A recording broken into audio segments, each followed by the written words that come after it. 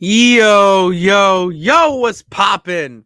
All my peeps, it is I, your host with the most Renaissance man who always thinks he can, and champion of the peeps, Patty Pitts, back once again in the yard of streams for another edition of Pitts and Sara's Wrestling Show, where we take no nights off. All right. And you can't, excuse me, you can't have the Pitts and Sara Wrestling Show without the best of the West. You can't forget about Sarah Marshall. What's popping, girl? Hey, yo.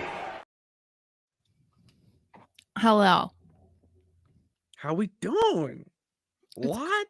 We're doing, It's been a crazy Friday. I'm not gonna say fantastic, but it's been a wild Friday.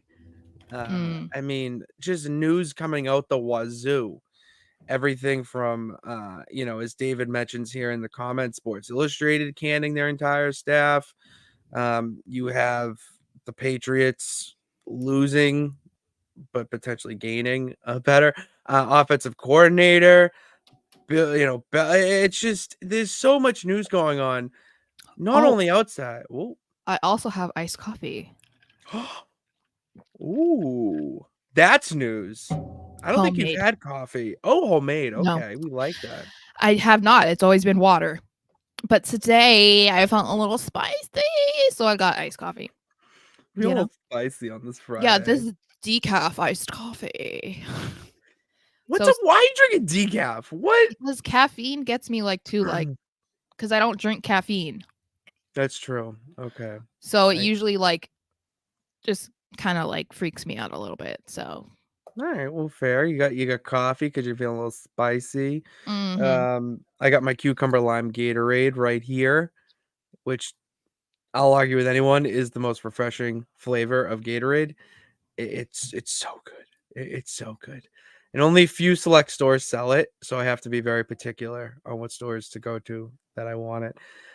So we're feeling good on this Friday, and we obviously were supposed to record yesterday. Things happen, life happens, but that's what we say in the intro. No nights off. We figure out a way to make it happen, and that's why we're going today. A little 5:00 start, and Sarah, it feels like the wrestling universe, wrestling gods, kind of know when we can or should go live, because if we did this show yesterday, okay, we'd be talking about completely different thing. None of this stuff that we're going to be bringing up today, I don't even think would be mentioned. Maybe just one thing, but we wouldn't have the full details like we do now. But it's just crazy how things work out like that. I don't know if you noticed that, but I was thinking to myself when I was preparing this and getting, everything set up in the banners and whatnot. I was like, if we recorded yesterday, we would have a completely different show.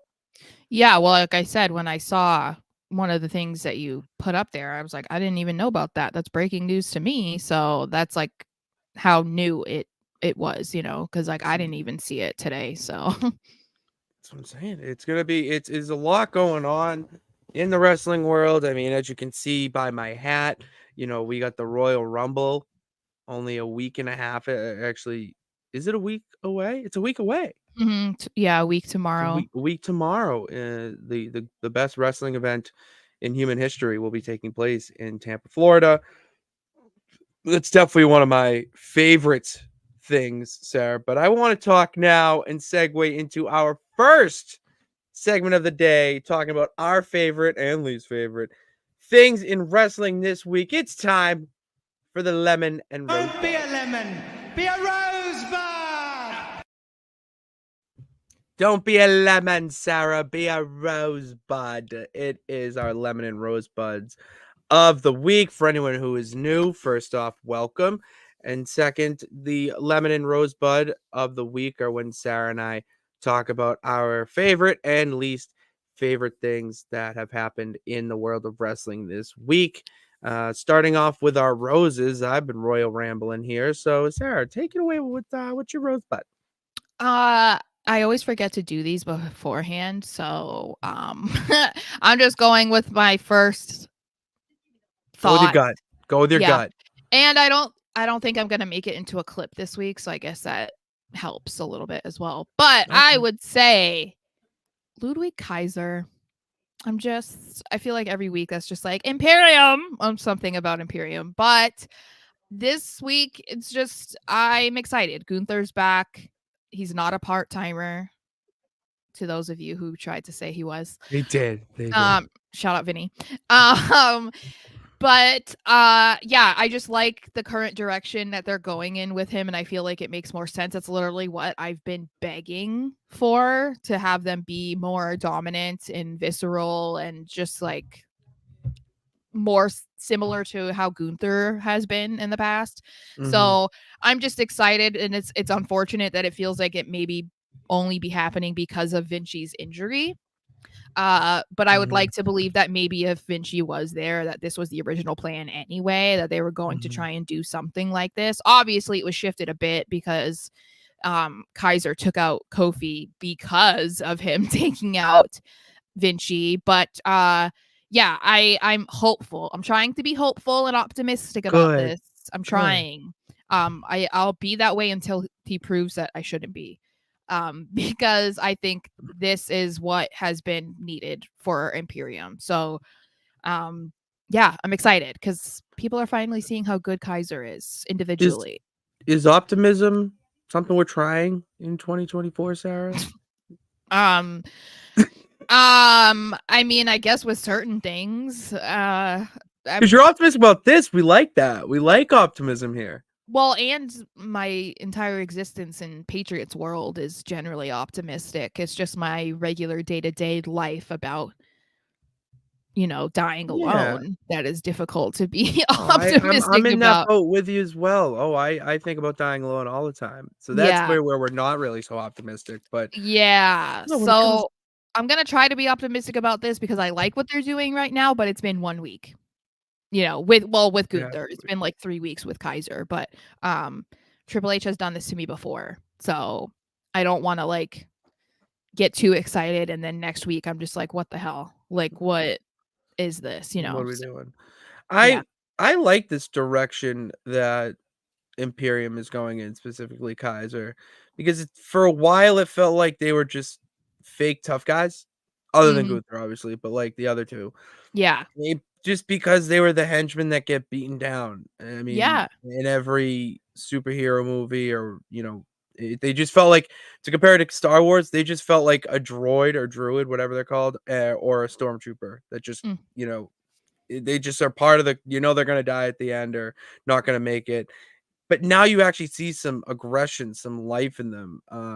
As brutal as it was when he took out Kofi with that, uh, was it? Yeah, like a drop kick to the dome off the Yeah. stairs. Yeah.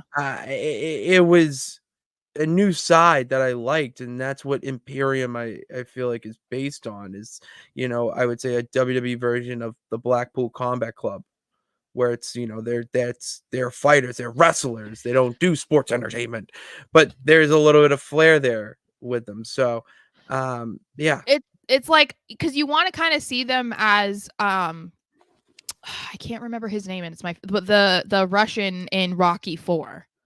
oh, Like Drago, Drago. Oh my god, he was so hot. Even though yeah, you he's could. kind of still hot and he's 70 something, but He he could. said, "Oh yeah, it was happening." Yeah, Yeah. yeah. But that's like more of the direction you kind of want them to go in because even Mhm. if it is a little bit stereotypical because it's like, oh yeah, they're like Eastern European, whatever, but it's like go with that. It's not like they haven't gone with stereotypes in the past or still do, and it's like go in that direction of them being like scary, violent dudes. Like that's how it should be because otherwise it just feels like you're wasting the potential of them as a group, especially if like the long-term plans are to eventually break them up and either have it be Gunther and then a tag team or Mhm. all individual. It's like you want them to have that established toughness, and not Yes. just break up and then it's like, oh yeah, whatever. Like, no, take advantage of this being like such a good group and how much they've improved and make them be more of a dominant, scary group. That's what I They want. make the it's and it'd be a different form of dominant than Judgment Day. Yes, You know what I because mean? It would be. it would be more like yeah, because with Judgment Day, it's like being dominant by like doing whatever you got to do to like benefit yourself. Yeah. So you take people out, but like this would be like, no, they don't really do the cheating and stuff. It's like they dominate the shit out of you in the ring and they'll make you Mhm. pay for disrespecting them or whatever. Mhm. So that I feel like they don't really have that right now. So have them They do don't. that. They don't, and we need to see it. Yes. I definitely agree that we need to see it. My Rosebud of the Week comes from the other brand, the other promotion, as they call it, AEW. I'm anytime Samoa Joe is a world champion, you got me locked in.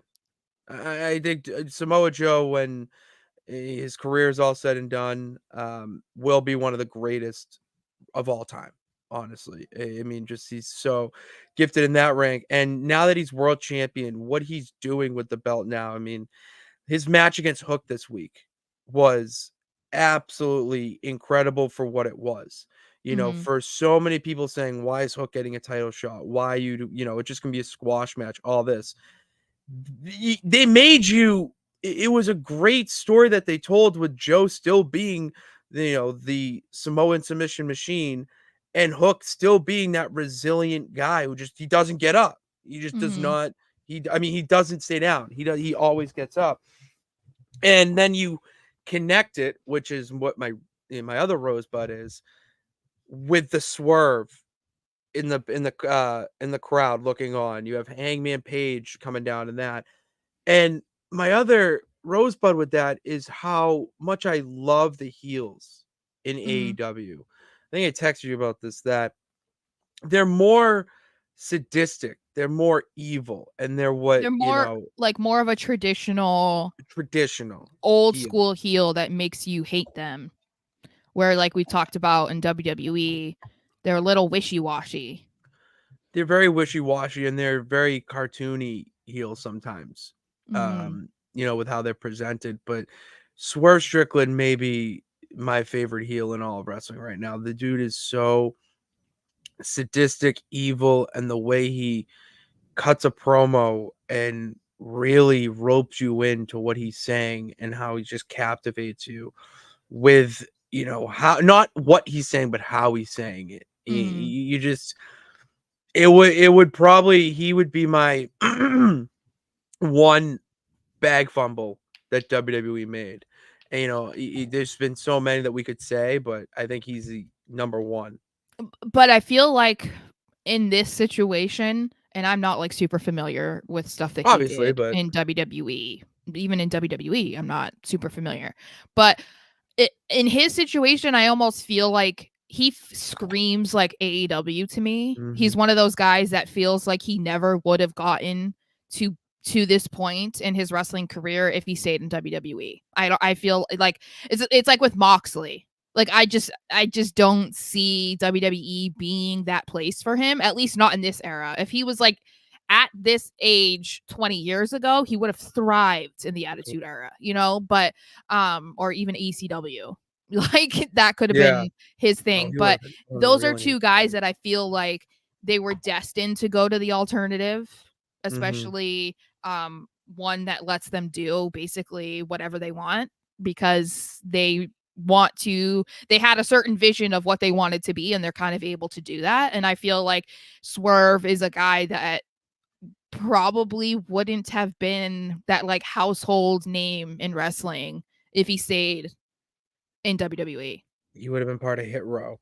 And Yeah, look and how it's great like Hit Row was. yeah, and a lot of the stuff that he's already done in AEW, he never would have been able to even get close to doing in No. WWE. So it feels Oh like my god. he's gonna probably end up being like maybe not a lifer, but he's gonna be there for a while because I think this, it's like you kind of feel loyal in a way to the company that lets you kind of blossom and become the best Mhm. version of yourself and be the most successful. I'm not saying he'll never go back to WWE. He might have this Yeah, yeah. desire to be at Mania or something, but yeah, I think it's like the right place, right time for him. He has probably one of the most catchiest theme songs that you have a legit choreographed dance to thanks to his manager, and he comes out straight face, no dancing whatever to it, while the entire crowd is doing the Prince Nana swerve when I drive, when I ride, all doing that, and he's just going out there like, what's up? He's just like looking at the crowd, and it's just absolutely incredible. Oh my god, he's my favorite heel. He's my favorite heel. Every time I see Prince Nana, I always want to say Prince Nana. That's just like what it Yeah, looks because of the way. I'm always like, I always have to like remind myself, Nana. it's Nana. Yeah, like not We- Prince Nana. I'm like, who's Nana. Nana? Why is Grandma in AEW? You know. But We in the money. Have you seen that clip? We in the money. mm-mm. Do. Oh my! You have just look. He's hilarious. Prince Nana is absolutely incredible. Yeah, we're talking favorites, but Sarah, what didn't you like? What didn't you like this week? I've been trying to rack my brain, and I don't know. There's nothing that really stands out to me. Of like anything that I was super passionate about, because obviously we haven't. I mean, when we're recording this, we haven't seen SmackDown yet. So, I guess maybe the piling up of injuries that are keeping people out. Like it's just been the last couple weeks where it's like, okay, Charlotte, she's out for half a year or more. Seth Rollins, we're going to talk about it, is going to be gone. Cora Jade tore her ACL. Vinci got a concussion. Austin Theory got a concussion. It's like all of these things that are keeping them out. And it's like there's no common thread there. It's not like, oh, so and so is the one injuring all of them, or like, oh, a botch and that happened. It's just like all a bunch of just such horrible luck. And so that's kind of unfortunate, especially when you think of like I mean, other than the obvious heartbreaking factor of a lot of them having to miss Mania, it's like Cora Jade just returned, and then it's like everyone was so excited she was back, and then it's like immediately like a couple weeks later she's already out. Rollins getting injured, and it's like there were so many storylines that could go around that, and now he's out. Austin Theory, it's like had a great match that I wish we could have seen the end of. Now he's out, and it's like, who knows? Because when it comes to concussions in wrestling, you don't know the timetable for how long, because obviously they hit their head a lot in wrestling. It's not like in football where you can be out for a week and you're fine. So I just feel that's really sucky, because those are some like really entertaining people that I was really interested in seeing like what was going to happen over the next few months. So I guess that could be my lemon, I guess. I'll share. It's not my actual lemon, but I'll share the thought there that it sucks. I hate seeing it, especially now that we are going to Mania, and when you're picturing what match is going to be on the card, what wrestlers you're going to see, all that, and to have that kind of be already decided for you by fate sucks. It really does suck, especially with who the guys are, and some we haven't mentioned yet. Hopefully no more.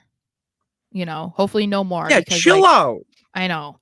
It's like, come on, universe, stop doing this. Because I'm WWE like, there's certain people where I'm like, I would be so upset. Like, am I upset if we miss some of these people? Yeah, but like, it's not like a deal breaker for me. You know what I mean? It would be different if there were certain people, and I'm not going to name names because I don't want to put that out there. No, we ain't doing it. Yeah, not but there's other people that I would be like devastated. Like, if I'm going to Mania, the Raw after Mania, SmackDown, whatever, and it's like they're not there. So hopefully, knock on wood, nothing else will happen. No, better not. Better not. My lemon this week, I'm gonna just stick with kind of an easy one, and it's Edge in AEW. Just it's fallen flat to me. I don't know where you go from here. I predicted this. Remember? Do you remember I predicted this? Probably did. Okay. I just, why you gotta be right like all the time? It's very annoying. This is why I tell you to listen to me when you try to tell me that I'm wrong. I'm like, I'm telling you this is what's going to happen, and that's what happened. Yeah, I know, so, but it's so I mean, I don't want to be right about these things. That's true. I mean, it's just a blessing and a curse. Yeah. But it's like with the whole Sting thing and certain things, other things happening, you just don't care that he's there right now. Maybe that's an okay thing because they're not going into like a go home like massive pay-per-view. Basically AEW Revolution at this point is just the Sting's last pay-per-view ever. And so you can kind of fly under the radar, but still I just don't. I kind of feel like I know what the issue is, other than the fact that it's like 45-year-old or however old Edge is. Mm-hmm. That's only exciting for so long. You know what I mean? And it's like, because he's not 25 in his prime and you know that he's going to be around forever and can do all these crazy things. Like that's not happening. I think part of the issue is they should have come back and like teased him and Christian having, had an interaction and whatever, but they shouldn't have gone full force into that They to went begin right with. into it. Yeah, I think that's what everybody wanted to see. That was basically one of the only things that people wanted to see when they said that he was going to be returning or going to AEW. So the fact that they already been there, done that, like moved on kind of, it's like, yeah, okay, well, what's the excitement for now? Because it's like they should have waited on that, kind of like when we've talked about Punk and Rollins, and now that might happen, but it's like you don't have to do that right away unless there was some sort of reason that Punk wasn't going to be around for a few years, which we know he had signed a multi-year deal. So it's like, it's not like he signed a 1-year deal and it's like, okay, no, we have to get as much stuff as we can, as quickly as we can. But with Edge, I just think, yeah, they should have held off on that, teased it a bit more, like built up to it, because then people would be still interested and still wanting to see him, because it was like, wait, is it going to be this week that he's going to go after Christian? What is this? What is this? What is this? I feel like that is what it is. That's how you slowly lure fans into your product, is by slowly teasing it. Mm-hmm. Like you don't have a TV series and they announce the big plot twist in the 3rd episode. Yeah, Of a exactly. 10 episode series. You just don't do that. Yeah. You got to think of it like that. And in this current state of wrestling, it's one of my biggest complaints. I think one of my biggest complaints in the current state of wrestling is that fans are demanding so much to happen so fast because we have an outlet to get that out. And it's a great thing that the fans can let that voice be heard, and it's also a curse that they can let their voice be heard because they don't know everything. Well, and it's also the problem when the owner of the company spends half of his day every Oh single day on social media. yeah, So that's another thing, is when you have promoters of said companies who are spending their time hanging out with these yeah, IWC people. yeah, being So a fan themselves. So it's just it's a rough look. So yeah, you're gonna have some bad stuff. You're gonna yeah. have some bad stuff. Um, Ooh, Vinny, can we agree our Patriot Princess is looking cute AF today? Look at you, Sarah, getting some love. Thanks. Looking adorbs with your pigtails. I love how he called me the Patriots princess. That was nice. That I was gotta nice. I gotta keep up the title, you know what I mean? I want to be You do. I want to be someone that people go to about the Patriots, Exactly. That's why it's like, why am I out in the desert, y'all? You gotta make your own Mushroom Kingdom, princess. You I know need what to I'm saying? build a tunnel from here to New England that I can just time Shoot machine. down. No, teleportation. I need a Teleportation needs to happen. Oh my god. In my lifetime. That's like one of the things that I'm like, dude, that's the invention I would want the most, Easily. Like, do you want to fly? No. I want to be able to go into a door thing. I don't know what to call it. A pod. A phone booth, an English phone booth. And just be like, where do you want to go today? I want to go to Foxborough. Ding! And I'm there. Like, that's what I want. We got to work on this. If we're already got Teslas, we got car. Come on, like, what are we doing? Elon, do it. Get taking off. You so long. Get off of Twitter and build us some teleportation. Yeah, this banner pretty much sums up our nonsense talk and what is going on in the world of professional wrestling, sports entertainment. And as I said at the top of the show, if we did this show yesterday, it would have been a completely different show. And now with the breaking news that has happened while I was, we were doing our thing. And I see your comments, okay? I see your comments.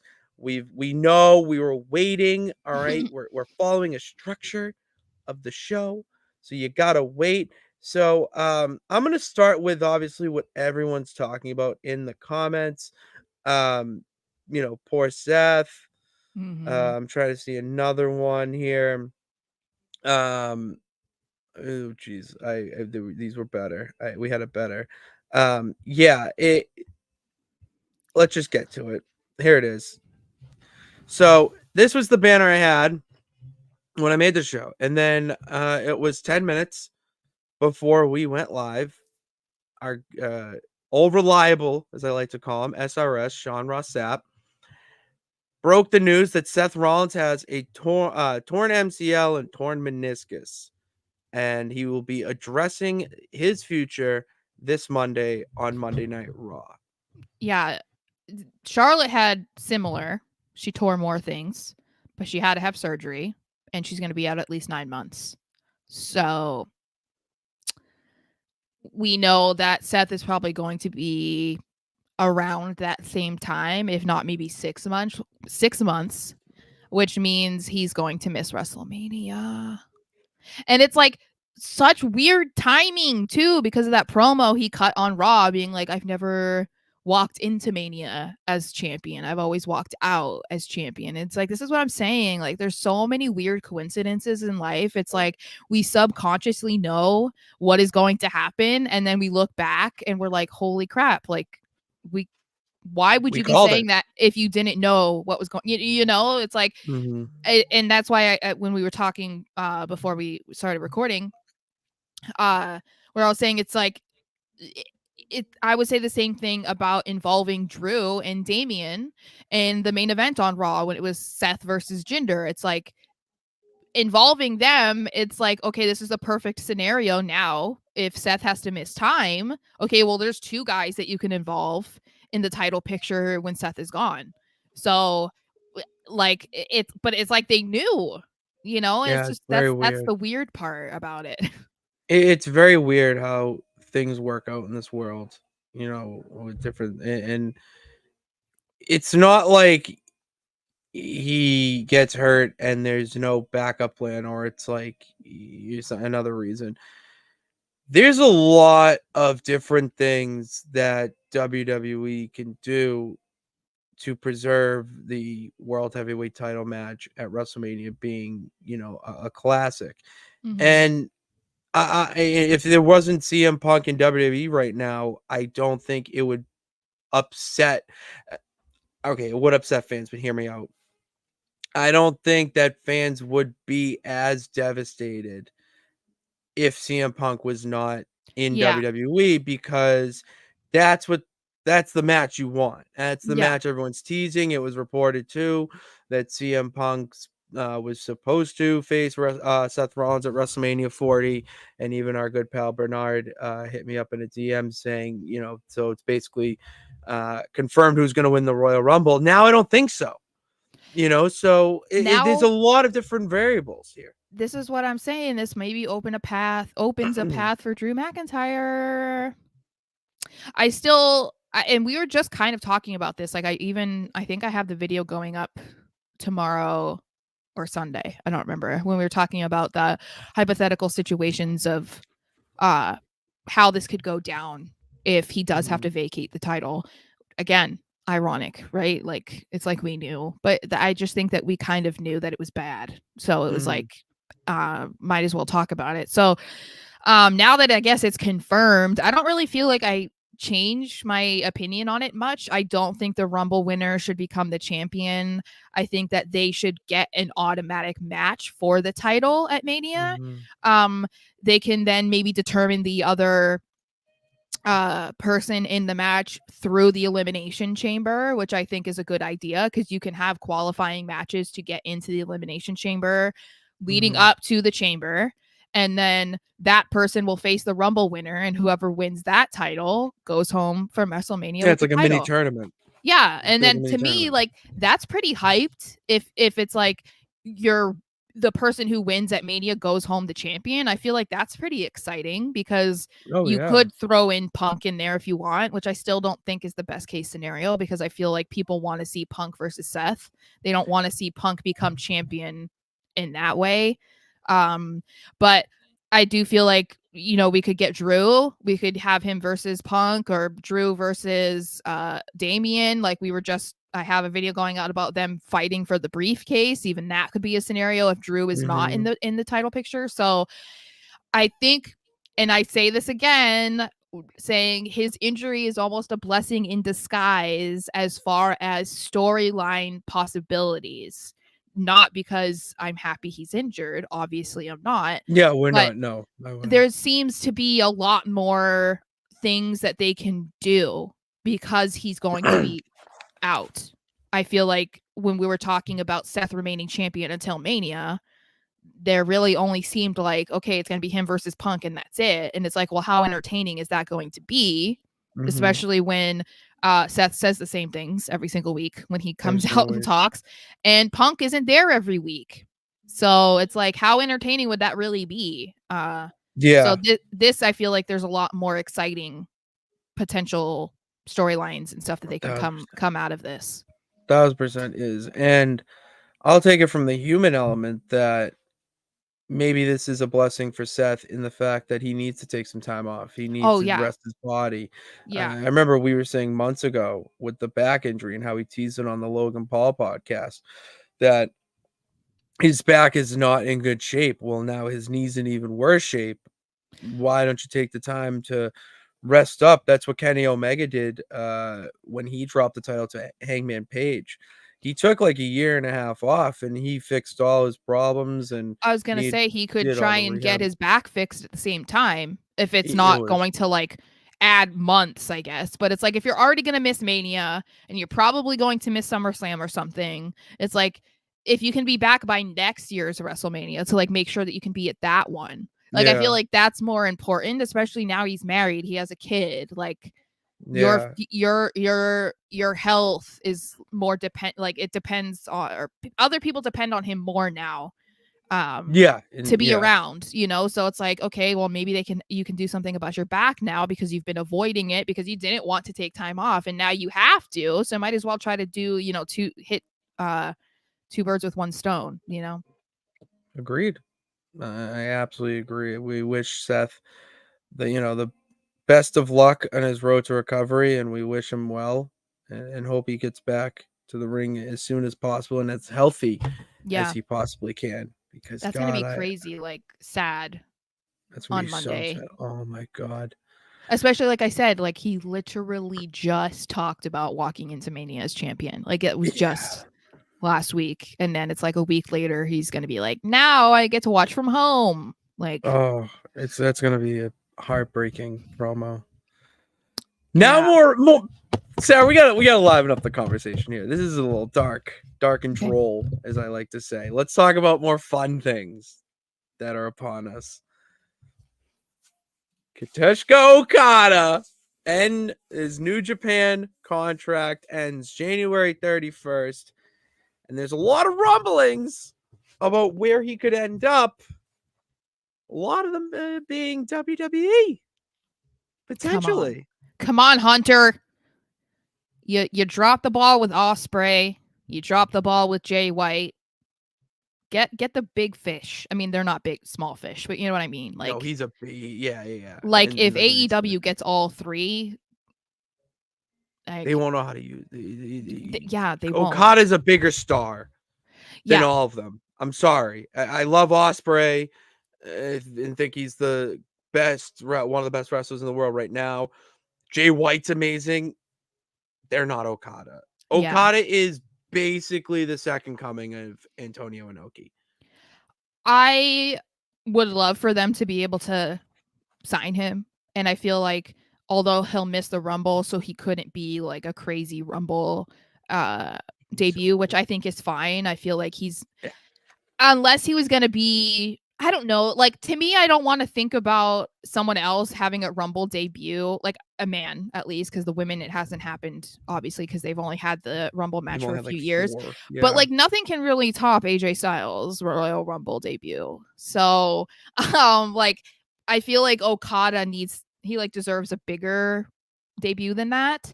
Mhm.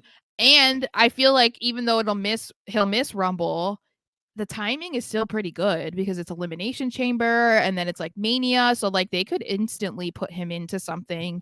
And we assume that AJ Styles is not going to win the title at Mhm. Royal Rumble. We assume Roman is going to retain. So if they want to have AJ Styles versus Okada, there you go. That's Mania right there. Like, and it's after the Rumble, so you don't have to worry about anything, working out any details to make sure it happens. No, you can make it happen. If he's on SmackDown. I can't stop smiling. I can't, because like the first time I ever saw Okada or was introduced to him was, I'm pretty sure it was Wrestle Kingdom 11, when he fought Omega for the first time of their trilogy. And it was my first experience of another promotion outside of WWE since TNA. And by God, the moves that they were doing to each other, the knees, the strikes, everything was so intense. I fell in love with it. And the star that he's rose to be in New Japan, it would be like bringing in a John Cena type of guy into WWE right now, but with a like Japanese style background, which we all know is the most brutal style, and the fantasy matchups you can Yeah. make of it, and not just have them be fantasy matches, fantasy storylines, feuds. There's so many avenues that he can go down, and why not have them culminate, or one of them at least culminate at the one event he's wanted to wrestle at for his entire career, which Triple H knows that very well. Mm-hmm. There's no bigger event in WWE, or actually in all of wrestling, honestly. I'm more confident of Okada signing with WWE than I was Ospreay.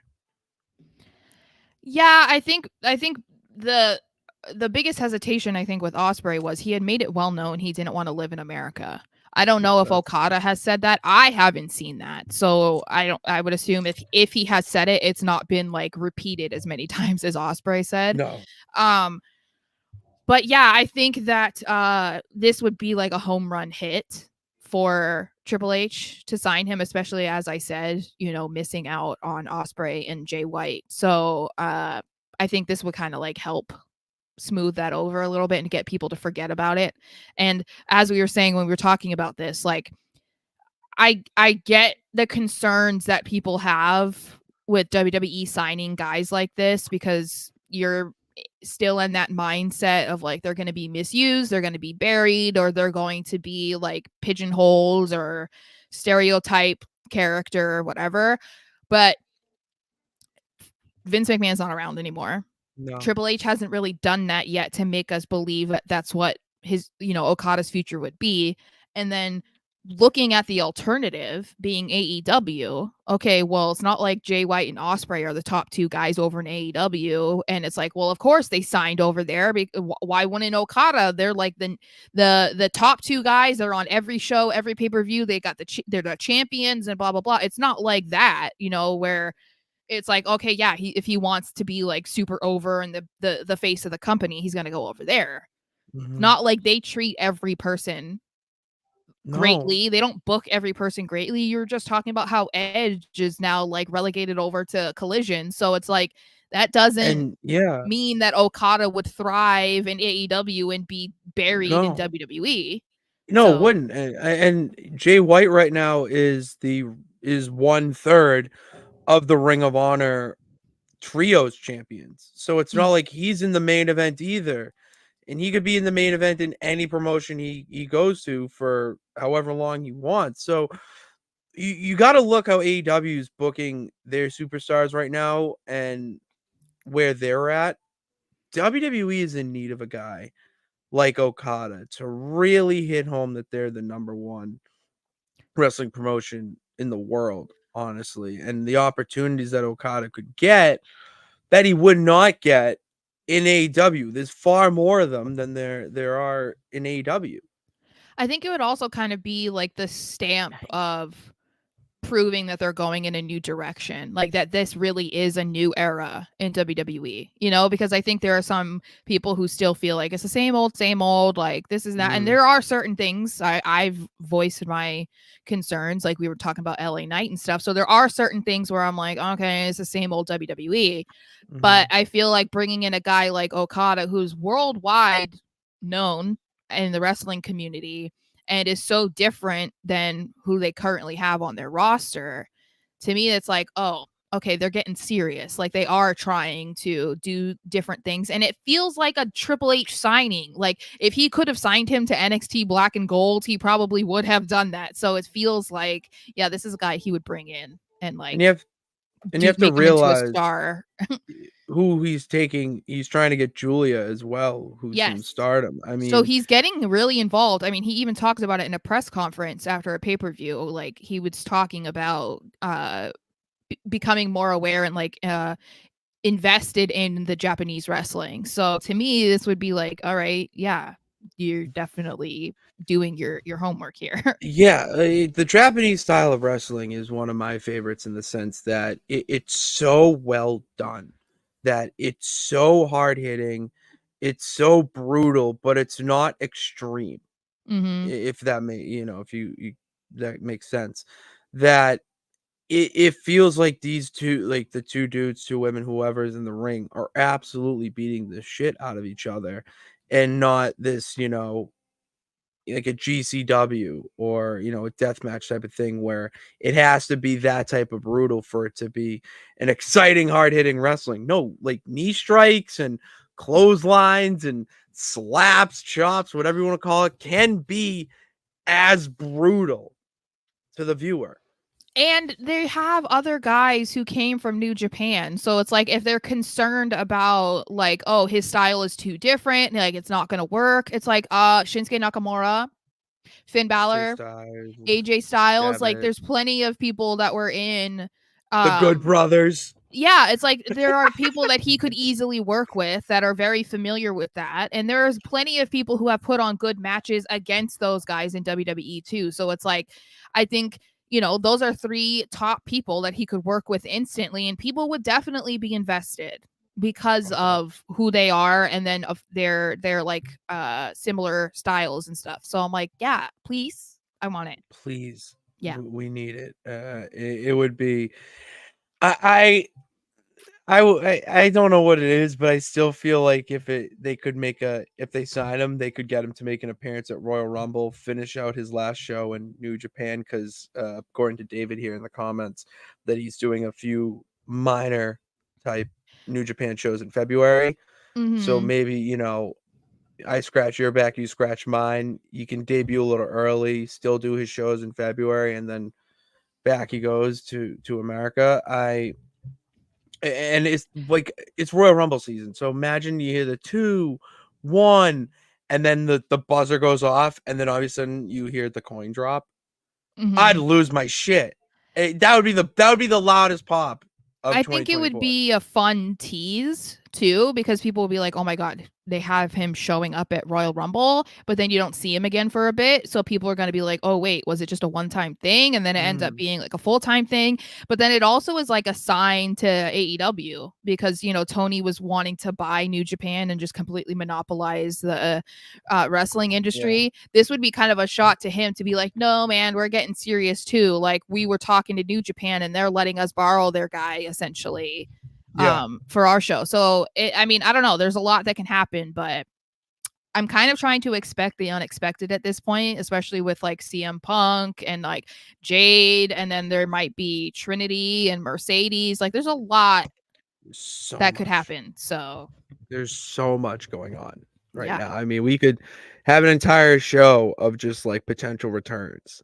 Mm-hmm. With between Mercedes, Trinity, who just dropped the Knockouts title to Jordan Grace. Yeah, but then I guess she's still scheduled for some stuff. So I don't know, but Yeah, she probably just finishing out their feud storyline, whatever. I don't know.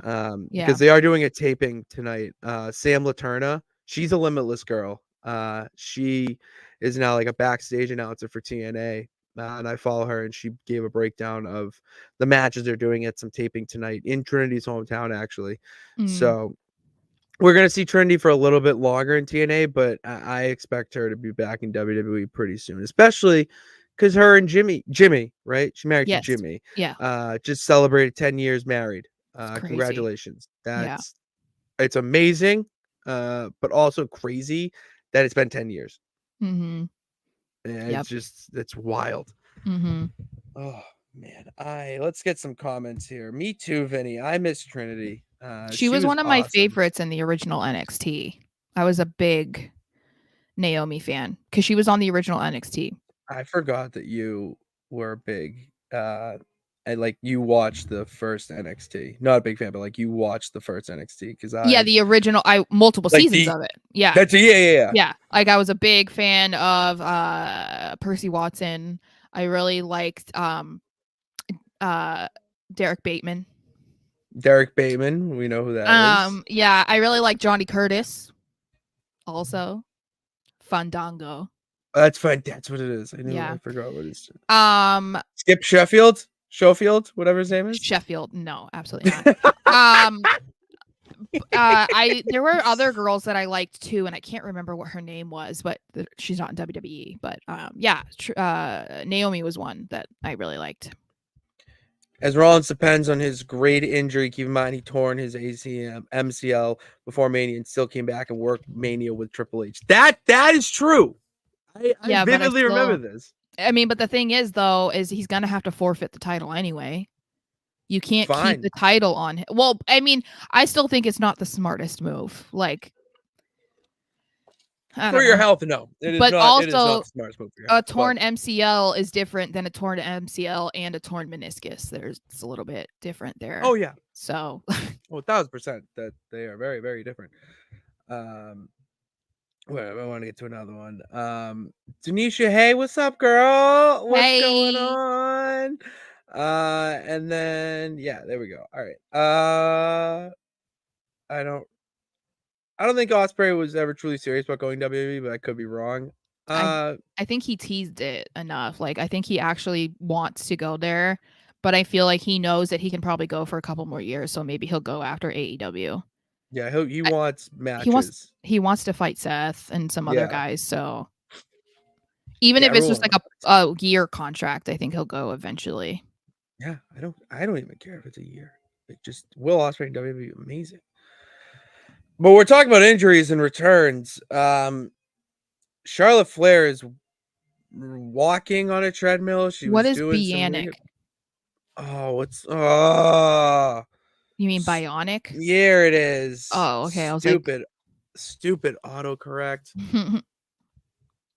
Bionic. That's how you spell it. Okay, good. Yeah. So I'm just throwing it out there. Charlotte Flair, WrestleMania. No. Do we see that? No. Not that soon. Not that soon. I think that based on how she is, like, yeah, she might come back in less time than 9 months. But I think trying to come back that soon, because I mean, like, look at how long Dakota Kai's been around. We haven't seen anything from her. So even if Charlotte is healing faster than anticipated, I still think that maybe you cut out like 3 months, like maybe it's 6 months. Like I just think again, that's an injury that you don't want to rush back from, because like look at what happened to Tegan Nox. She comes back and immediately tears it again. So it's like don't like I don't know. That seems like an injury that you don't want to mess with. So like you don't want to rush back just because you're like, well, I'm doing better. And it's like, yeah, but like you're also putting your career at risk by rushing back and potentially risking a higher, like another injury, So to me, I get it, but I don't know. I wouldn't rush. I wouldn't rush it either. I don't, I don't see Charlotte needing to be at WrestleMania for her career. After last year's match that she put on with Rhea Ripley, we all know that she's not at the tail end of her career. Yeah. You know, Well, she still has a few more, and she could have a few more after that if she plays her cards right and rehabs this injury, you know, in the right amount of time and not rushing it. and I know that things can change, but like you can kind of already tell the direction that they're gonna go in for the women's titles for Mania. Like you assume it's gonna be Becky Rhea. You assume it's probably gonna be Bailey winning the Rumble and facing Io. You didn't have any direction for Charlotte. She was still feuding with Damage Control, kind of. Was like Yeah. had Shotzi around and was like teaming with Bianca. It was just like it. There didn't feel like there was a place for her that you could already be like, yep, that's what she's doing at Mania. So to me, it's like if you're gonna miss one, then this is the one to miss because like I said, things can change. Look at what they did last year where it's like no one cared about her versus Rhea until 2 weeks before Mania. Yeah, But when they started brawling.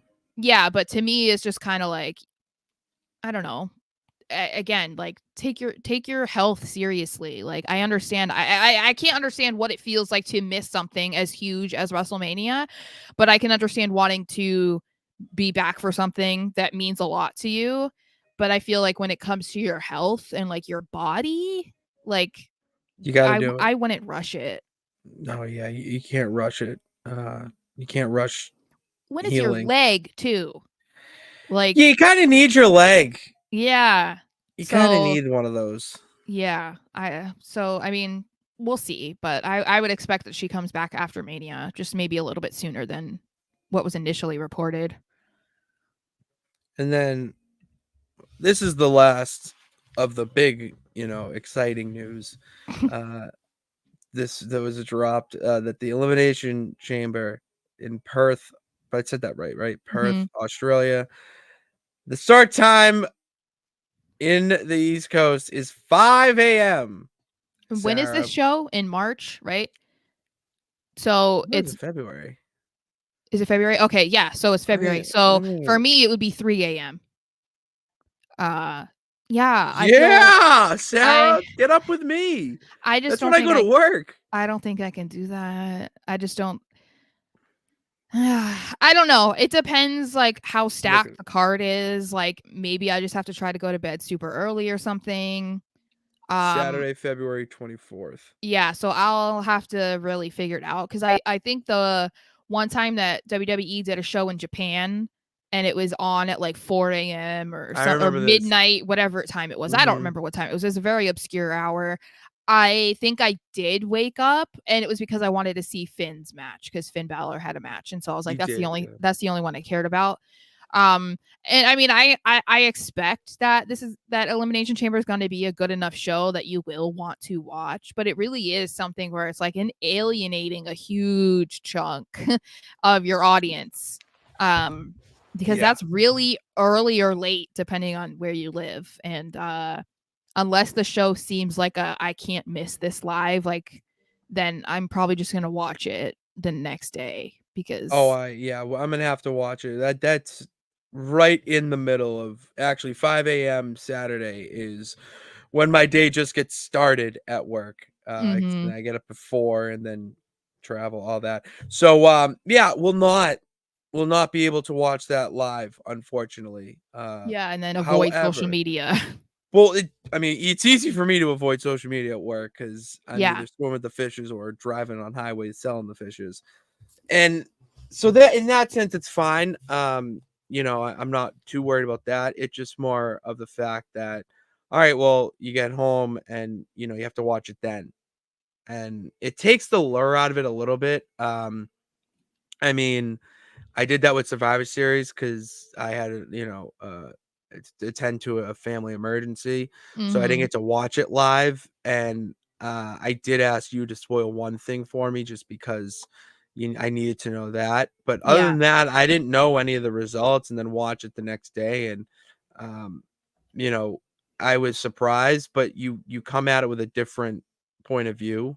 Now you understand what I mean when I say like I don't watch SmackDown sometimes because like live. I'll see what's going on and I'll see what happens and then I'm like, okay, well I'm not eager to watch this then unless it's really good and I'm like, okay, even though I know this happens, I want to actually see it myself, you know. Yeah, exactly.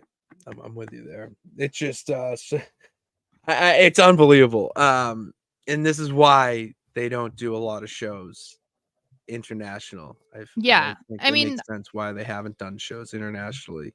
yeah, I mean, it's exciting for them. It's exciting for people like Rhea Ripley, who's on the poster, and like Grayson Waller, because obviously they're from Australia. So that's really cool for them. It just sucks for everybody else that like doesn't live in that same time zone or in a time zone where it's on at like a decent hour. you Yeah. know?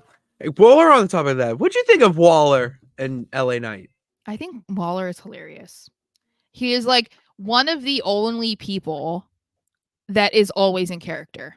Like you It's amazing. don't know who Grayson Waller really is. Like I don't know his real name, so I can't say it. But like Because you don't know yeah. who he is at all. And I think that is like a lost art. And I think part of it is because of the rise of social media and the access that people have to them. It's like impossible to always be in character the way that they could be before the internet. Mhm. But I appreciate his effort in maintaining that persona all the time. And it's not so he doesn't it's not something that strays too far from like a real personality of a person. Mhm. So when he's on the news and he's like threatening to kick this guy's ass, it's like you don't know if he's being serious, like you don't know if he's actually mad, because it's like, is Yeah. he in character, is he not in character? Like Yeah. you don't know. A lot of people were saying that, and I agree with them, that the reporters were kind of egging them on. We're like, "Oh, show me your move," and all this stuff, and Yeah, he's protecting the business in that sense. And I saw one tweet that I actually forgot about. Uh, did you hear? Have you heard the story about Hulk Hogan like choked out some talk show host or something, or i producer, I think so, alive yeah. on air because the guy asked him to do a move, and Hulk, to protect the business, legit choked him out. He was sued, and the dude who was choked out won the settlement. And that's where I see Waller stepping in and protecting the business, and protecting kayfabe, because from the outside perspective, as someone who I would say gets not made fun of anymore, but people look at you a little different for watching the product and saying, "Oh, it's fake," and all this. It's like, nah, no, it's not. How about you get in there and do what they do? And Yeah. they may not understand it, but that's fine. I will say my best friend is really good about, they're like, yeah, not our cup of tea, but like we can see how you like it. Like that's all you want at the end of the day from that. And you don't see that with people like those reporters. Yeah, I mean, obviously, I'm not getting into the argument of it being fake, but it's just so stupid, Oh because yeah. it's like, you We don't guys, need to do that. every sort of like fictional form of entertainment, it's all fake. Like, you watch an episode of Law and Order. Do you really think that this person was taken off the face of the planet and these are real lawyers and like the crime scene's Yeah. real? Like, no. You go and you watch Marvel. Do you really think those superheroes are real? No. Do you see Wrong. fight scenes and think they're actually punching each other? No. It's like, it's the difference is, when you watch a football game, they're really playing football. When you watch wrestling, it's a storyline like those shows that you like to watch, but the physical stuff that they're doing is legitimately real. So it's like, they're not pretending to jump on someone who's on a table. They're not pretending to do a backflip outside of the ring and landing on concrete. You know what I mean? Like, Mhm. that's not fake. So No, yeah. the argument is just silly. And so that's why I appreciate a guy like Waller being able to be like, like those people, like, even if you said, like you said, they were getting egged on a little bit, you do sit there and you question, like, wait, because then you also have to appreciate their the way that they act too, because it's like, that's part of being a wrestler, is being able Mhm. to act. And that's something that people don't give them credit for. And it's like with Grayson Waller, like in that instance, it's like, wait, what's going Yeah. on here? Like, it's almost like borderline uncomfortable because you can't tell if it's real or fake. Oh yeah. No, you can't. You can't at all. Mm-hmm. I love it. I love that he protected the business there. Yeah. I love the Aussie icon. Yeah. Let's talk about someone that you love. Two people. So, two people you love. So you sent me this on Twitter. There was a graphic out that at Bash at Berlin, people would like, this person, whoever you sent to me, said that they should have Ludwig versus Gunther for the Intercontinental title in Berlin. Do we believe that Ludwig should be the person to end Gunther's reign? It's so hard because it's like I don't hate it. I don't hate the idea, but I also don't love it. Because that would mean that there would be some sort of feud going on and Imperium wouldn't still be together, and that's what led to this. Or I guess it could be like a challenge from Gunther as like a test of strength, or like how far have you come, Kaiser? Like, let's see, kind of like I've already mentioned it, like Rocky and Apollo. Like if they just were like, let's go have a match and just like see who's the better man. If that were the case, then maybe. But I mean, and I love the idea of it happening in Kaiser's home country, the first time that they're doing a show in Germany. So it's like, okay, yeah, like give him the title in Germany. But I feel like there's too many things that are up in the air of like how this would get to that point where I can't be like 100% on board with it, because I don't like some of the variables of how they could get there. Yeah, I don't want to see this match at Bash in Berlin. I would like to see this match kind of years down the line when they're both established as singles guys, because we know that's the path that that's the path we're going down here. And I don't want to see Gunther with the Intercontinental title at Bash at Berlin. I want to see him holding the World Heavyweight title at Bash at Berlin. And, for right now, we just spent the entire show essentially talking about the World Heavyweight title and different avenues you can go down now that Seth Rollins probably has to vacate it. Yeah. So you have Drew, Priest, Sami Zayn can't even get into the mix. CM Punk.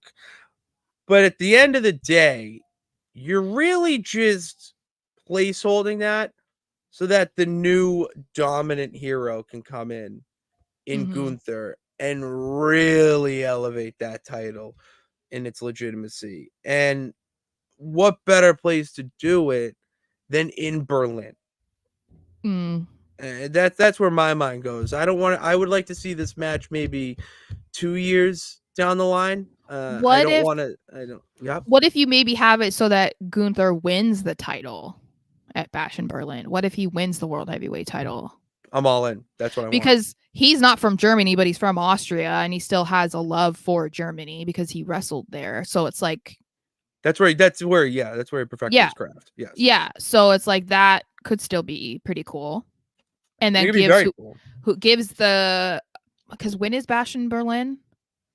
I don't remember. Is it like in the summer or something? I think it's in August. Okay, so that still would be like an okay run for whoever wins the heavyweight title. And that's what I'm saying. You can still have Drew,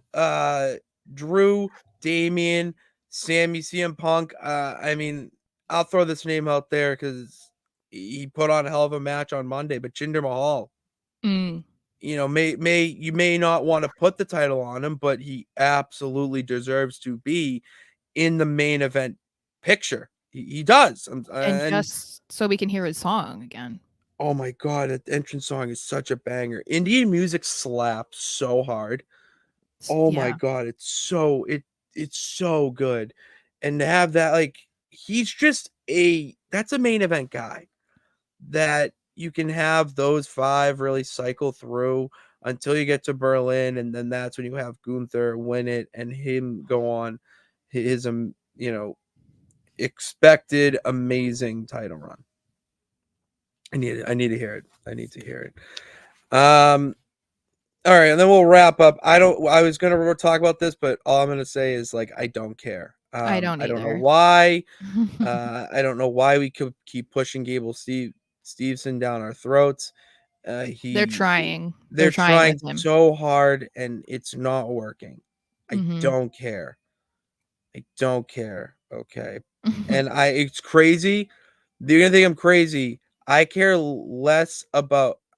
more about this next thing I'm gonna put up than I do Gable Steveson. Oh.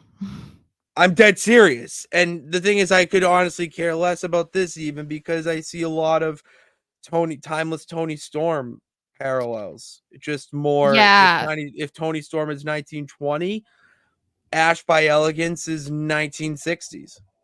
Or You know. even just like 1930. Like the Yeah, decade that whatever. Pick a decade. Like I Yeah. don't with I color. It has to have color picture though. That's the yeah, I difference. mean, I'm happy for her that, like, I guess that we know that she had been trying to get on TV before she was released from WWE, and she had made it seem like this was her passion. So like I'm happy for her that she ended up in TNA, and then she might have like a good opportunity to fulfill whatever dream she had in wrestling. But I hate the name. I don't I think it's too long. I don't get it either. Like Ash by Elegance, like what the hell does that mean? Yeah, Um I don't. and also, yeah, it's almost like gimmick infringement. It's almost like she loves what's going on with Tony Storm and she saw how well it's working for her that she wanted to do like a rip off of that in a way. Mhm. And that to me doesn't feel genuine to who she is, or at least who she appears to be on social media. It doesn't She's never given the impression of like, oh yeah, no, she's like really into pinups and she's into like old Hollywood and like this and that. She never portrayed herself in that way. So Mhm. for her to then like this be her first character post WWE, like it doesn't really make any sense to me. The immediate parallel that you draw is Tony Storm, which is why it's like I don't think it's sitting well with And many that's the people. most over. Yeah. I'm including WWE, honestly. It's the most over women's uh gimmick right now for right reason. I mean, the fact that Tony Storm was on a guy's shoulders on Wednesday night screaming that she's going to come into that ring and take out Deonna Purrazzo's box. The fact that there Like were so many people, including women, that didn't understand what box meant is like embarrassing really? to me. Yeah, I saw so many, like Denise Salcedo. She's had to literally Google Oh, what but it she's meant. so innocent. And I don't I mean, I she's guess, but so I just was innocent like, though. you've I literally never love heard her. that? You've never heard of it being referred to as a box? Like, come on. They used to chant at our high school hockey games when the opponent team would go into the penalty box. They would chant, "How's that box taste?" Like it's pretty common. I I thought just so. I Yeah. it was and the biggest thing that I have like a gripe with against this has nothing to do with the gimmick itself, really. Mhm. It's the name. The name's horrific. Horrible. Horrific. She could have easily gone by her real name, which I believe it is Ashley or It's something Ashley. like So that. that's what I'm like, okay, Yeah, good. you can go by Ash something or whatever, but the Ash by Elegance, it's like for what, like I said, what does that even mean? And second of all, it's also kind of like putting yourself in a box because like this is going to be your okay, I didn't mean that, but I There mean you like go. um she is now going to be this character with this name, and then it's like you kind of can't get out of that because everyone's gonna like if this ends up taking off or something, like she can't be this character for the rest of her career, but then No. staying with Ash by Elegance and she's like back to who she was in WWE, it's like, well, that doesn't make any sense. Like just give yourself a normal name so you can be whatever character that you want You whenever you could want. you could be the elegant Ash. You know Yeah, what I mean? even Or then, like, that could be your nickname, like, the before. elegant Yeah, Ash. or Elegant Ash or something like that. Yeah, like, I don't know. It's the buy that just really irks me because It's still it feels like you're it doesn't fit her, though. That's the thing that I don't. she's a fitness girl. Well, yeah, it's just like that's the thing. It's like I get you want to be away from that because then Jordan Grace is there, so it's like, okay, But somebody you already. could have two. But also, you don't have to go with that. You could also just be like, yeah, I'm formerly known as Dana Brooke, but now I'm Ashley whatever. Like, this is who I really Ashley am. Like, you Brooke. don't Like, have to I don't go know. so like cartoony, like character ish. Like, this is so gimmicky that I feel like it's It's not necessary, you know? And I could not agree more with you, Sarah, on this. I saw it and I was like, really? And Yeah. I watched the promo or vignette, whatever you want to call it, and it wasn't bad. I thought it was fine. Yeah. It wasn't anything to write home about. I don't think it was anything to even talk down about. It's just more the fact that her name is Ash by Elegance, and there's more there. I feel like we get more out of Dana Brooke. Yeah. Yeah. Well, there was Yeah. more potential that she could do anything as Dana Brooke because it was like it's a generic name.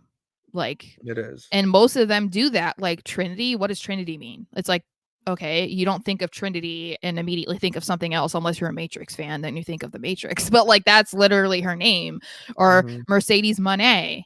Like, yeah, okay, Mercedes is her name, and then she's gonna involve money, and part of that is going to be because of her history as Sasha Banks, you know. But it's like, okay, having money as a part of your gimmick, okay, like that's timeless. Like, hello, Ted DiBiase, you know what I mean? Like that is fine, but like, oh, I'm gonna have like the 1920s or 1960s like hairstyle and wearing like a fur coat and whatever. It's like that's just I don't get it. I don't get it. I want to see this though. Well, it's not Dolph Dolph Ziggler, Ziggler. it's Nick Nemeth. I'm keeping Dolph Ziggler. Well, that's TNA not who he is, though. It's Okay, Nick Nemeth. okay. You know what? To keep you happy, formerly known NIC. Also, formerly okay. known as Dolph Ziggler. There you go. Okay. Yeah, he made comments the other night. He made an appearance at Hard to Kill, debuting in TNA Impact, and then cut a promo last night that he is looking for the TNA Championship, which I hope they do it. He's someone that deserves to be a world champion. He's been around the block. He's one of the best workers in the industry. And why not give him the TNA title at this point when you're making, you're rebranding yourself as TNA and trying to get that, old Impact feel from when the guys of, Angle, Styles, Joe, Daniels, and I could go on, were there at Jeff Jarrett and making the NWA title what it is. I think you could do now. You could make it a thing. So I'm all for it. Yeah, I mean, I'm intrigued. I haven't been watching TNA yet since it became TNA, so like I'm I gonna watch can't it. speak We're it, gonna. but I do think it's interesting because it feels like a lot of the people who needed to have like a refresh to their career went to TNA, and that was where they kind of had their like reawakening. So I'm curious to see if that ends up with Nick Nemeth, just because it's like he's not really at an age where he can like go spend like a few years in TNA and then like come back, because it's like he's 40 something years old, so it's not like he's a spring chicken. But I am curious to see like how him having maybe a little bit more control over his character and stuff, like what that will ultimately look like. Agreed. Because we've had, he's been in WWE for like 20 years, so it's like you only know that version. So seeing him be able to have a little bit more of creative control, like I am interested in seeing that. I agree. It's time now for the 1, 2, 3 count. Starting off with number 1. Happy birthday to R-Truth, one of the key members of Judgment Day. A birthday today. Live, laugh, love. Live, laugh, love, Judgment Day. Okay. R-Truth is the national treasure. My dog is staring at me. I'm sorry. That's why I keep looking and laughing, because he's literally staring at me. Does he want to talk about R-Truth? I think so. Like, do you want to talk about what do you want to say about R-Truth? He said, "Woof woof." He said, "I love R-Truth." I live, laugh, love R-Truth. It's because he's hungry, but oof. Yeah. But anyway, yes, R-Truth is great. What's your favorite R-Truth moment on his birthday? We'll give one. I don't know that I necessarily have a favorite, because I feel like there's just so many funny moments with him that I couldn't just pick one. I feel like my favorite thing that he does is like similar to what Santino would do. And it's like you can tell that they're kind of trying to crack whoever they're interacting with. So I love watching that every week when R-Truth is in a funny character, because he hasn't always been, obviously. Like when he got into the mad part of when little Jimmy was around, obviously he wasn't like trying to be funny every week, but I enjoy watching that because, you know, there is the era where he would come out and he would think he was in a match, and then he'll just be like, oh, my bad, that's on me, you know, or like saying how he was scared of spiders and stuff like that. Like there's things like that, and even what he's doing now, like trying to crack Judgment Day, and it always works with Damien. Like that, I think, is just like the thing that I always have enjoyed the most. Like those compilation videos of even like Dean Ambrose and Randy Orton just like busting out laughing in the middle of the ring on Raw, like Just because it's he R-Truth. or Lesnar, you know, when he broke that was gonna be my Lesnar. favorite, is when he broke Yeah. Lesnar, saying that Mhm. he's gonna come out, he's gonna be throwing him over the top rope. And he's like, Mr. Paul Heyman. Yeah. Fine. I mean, his Yeah. comedic timing is second to none. Mhm. Happy birthday to R-Truth. And number 2, Sarah, part of this show, why we did is we wanted to inform the wrestling peeps. Okay, we want to not only just give our takes and be as entertaining as we are, but we want to inform the wrestling peeps, or even peeps that want to get into wrestling, about the business. And this is a little debate that I have been pondering to myself for quite some time, because you Mhm. hear the clothesline from hell, you know, the buckshot lariat, and I'm like, what the hell is the difference? Like, even Yeah. I know this. I don't know this, you know.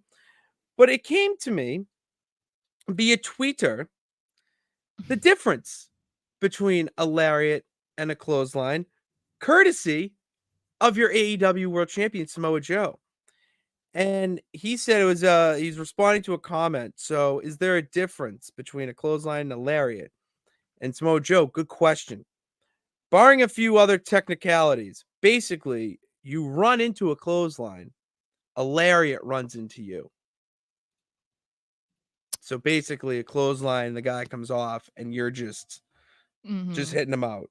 Um, I think it's like it's kind of cool to hear or see um a wrestler actually like talk about that kind of mhm, stuff, because I feel like a lot of the time they act like it's very privileged information, almost like unless you're a wrestler or you're training yourself, like you can't really know like the inner details of things like that. But then at the same time, they'll criticize people talking about wrestling and moves, and they don't know what is true and what's not, or they're acting like they're an expert when they're not. So I think this is kind of interesting that he took the time to be like, no, this is actually kind of like how you can tell the difference.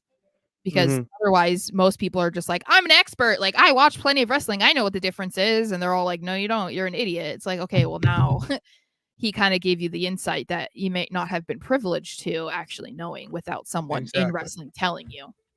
Yeah, and I'll say it. I don't know everything there that has to do with wrestling. I'm still learning every day. That's what makes this journey so fun.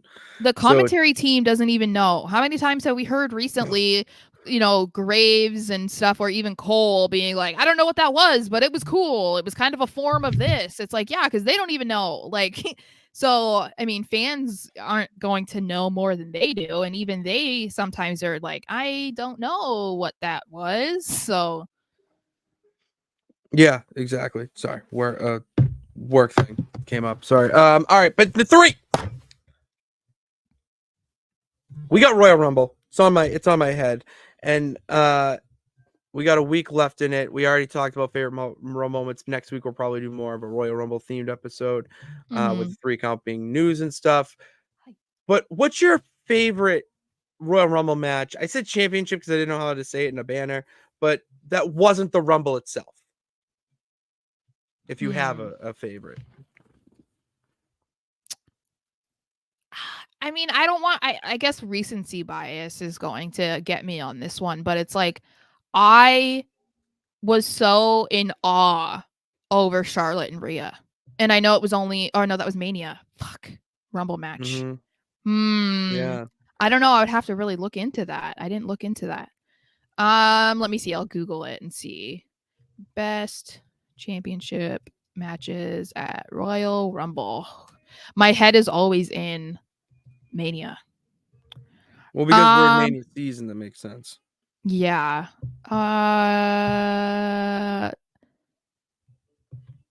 Oh, was that it?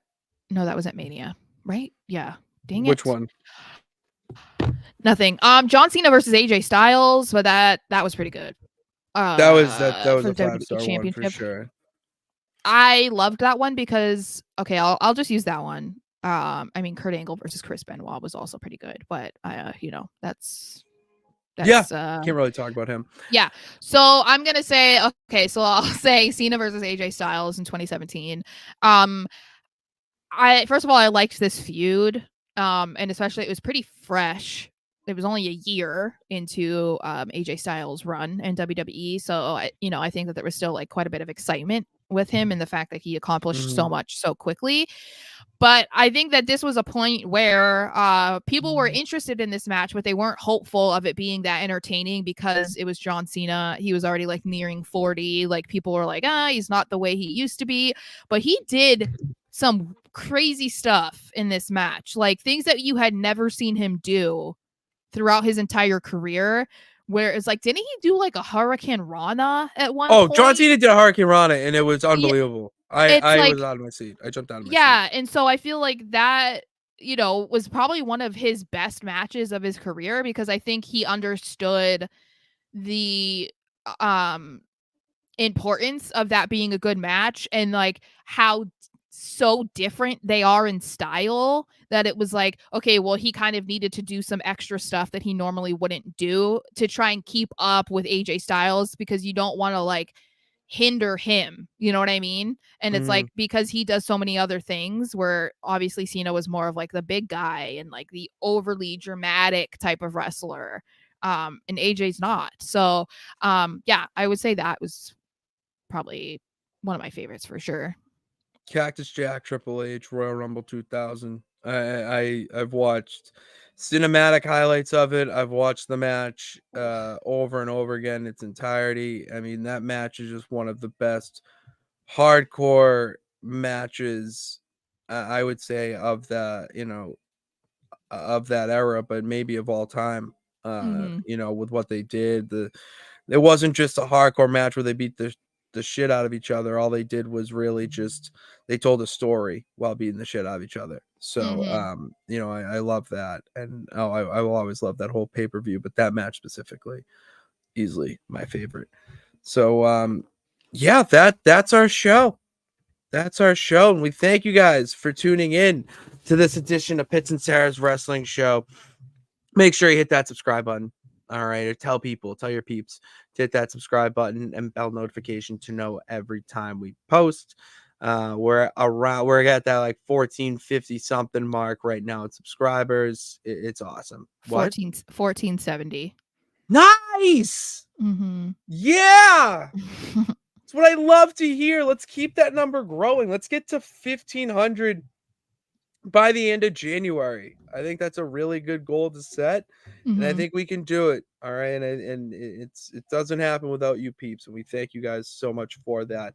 In the meantime, follow us on all social media platforms in the links in the description below, and check out our videos in the archives of clips from our old shows in case you missed something or whatnot, or you want to send a friend. I don't know, just a thought. And we'll be back tomorrow. Okay, tomorrow, because we got SmackDown on tonight.